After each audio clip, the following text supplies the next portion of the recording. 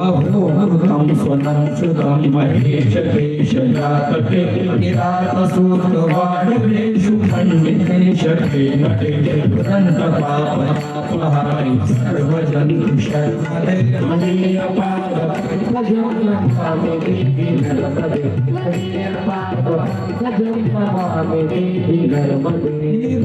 धर्मदाशकं त्रिकालमेव ये सदा पठन्ति ते निरन्तरं नयान्ति दुर्गतिं कदा सुलभ्यदेह दुर्लभं महेशधाम गौरवं पुनर्भवानरानमय विभोगयन्ति गौरवं त्वदीयपादपङ्कजं नमामि देवि त्वदीयपादपङ्कजं नमामि देवि त्वदीयपादपङ्कजं नमामि देवि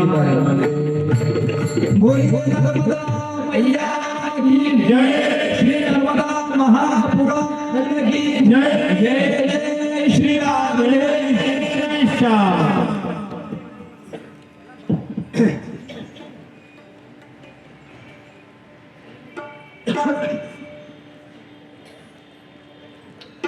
हरि ओम श्री परमात्मने नमः।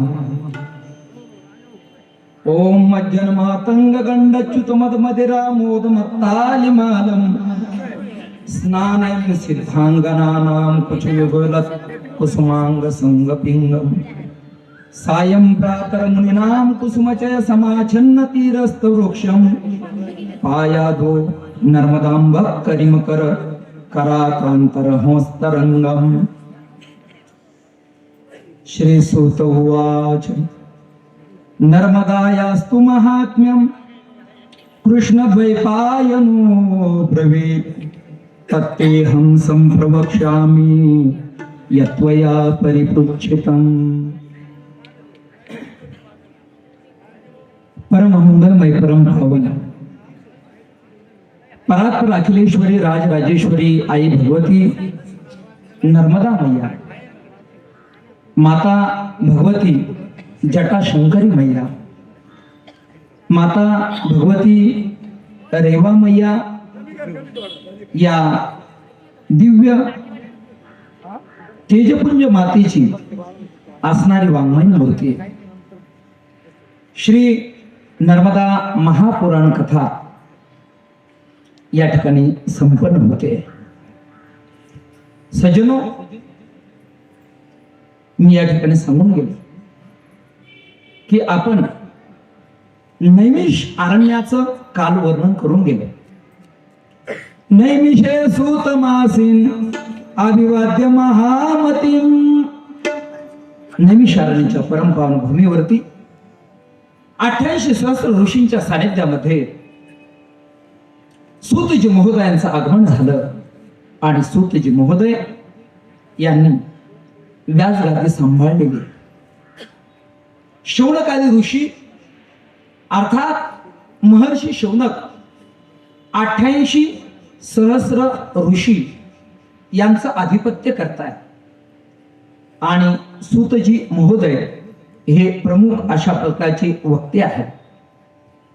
सज्जनो, काल आपला विषय या ठिकाणी जो झालेला आहे मद्वयम भद्वयम चैव ब्रत्रयम व चतुष्टयम नालिम पाग्मी पुराणानी पुस्तकं गारुडमेवच।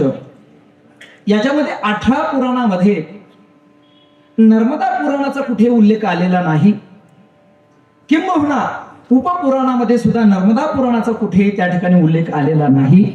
तरी सुद्धा स्कंद पुराणाच्या अंतर्गत रेवा खंडामध्ये आणि अवंती खंडामध्ये नर्मदा मातेचं जे वर्णन आलेलं आहे, सर्गश्च प्रतिसर्गश्च वंशो मन्वंतराणी च वंशानुचरितम यस्यम पुराणम तत् प्रकीर्तितम, या न्यायाने या असणाऱ्या 5 प्रकारच्या गोष्टीमध्ये नर्मदा मातेचं हे जे असणारं पुराण आहे हे बसतं. म्हणून आपण नर्मदा पुराणाला फक्त पुराणच म्हणत नाही तर महापुराण म्हणतो. अशा असणाऱ्या या पुराणामध्ये मुख्य वक्ता जर कोण असतील तर ते सूत महोदय आहेत आणि मुख्य श्रोते जर कोण असतील तर ते शौनकादी ऋषी आहेत. अशा असणाऱ्या नैमिष अरण्यामध्ये हा सत्संग चाललेला आहे. सज्जनो, मला वाटतं तोच सत्संग आणि तेच असणारं स्वरूप योगीराज श्री भगरी बाबांच्या कृपेने, बाबांच्या तपश्चर्याने आज लासलगाव या पुण्यभूमीमध्ये या ठिकाणी निर्माण झालेला आहे. याचं कारण असं आहे की आज या असणाऱ्या व्यासगादीवरती विराजमान या ठिकाणी होण्याचं जे सद्भाग्य माझ्या जीवनामध्ये प्राप्त झालेलं आहे ते ज्या सद्गुरूमुळे प्राप्त झालेलं आहे असे असणारे परमपूजनीय हरिभक्ती परायण श्री गणपत बाबा नागरे त्यांच्या चरणारविंदी या ठिकाणी दंडवत करतो. परमपूजनीय बाबांनी माझं जीवन या ठिकाणी घडवलं. सजनो, याच असणाऱ्या लासलगाव नगरीमध्ये 2 मिनिटं नमस्कार. हर हर महादेव शंभा काशी विश्वनाथ गंगा.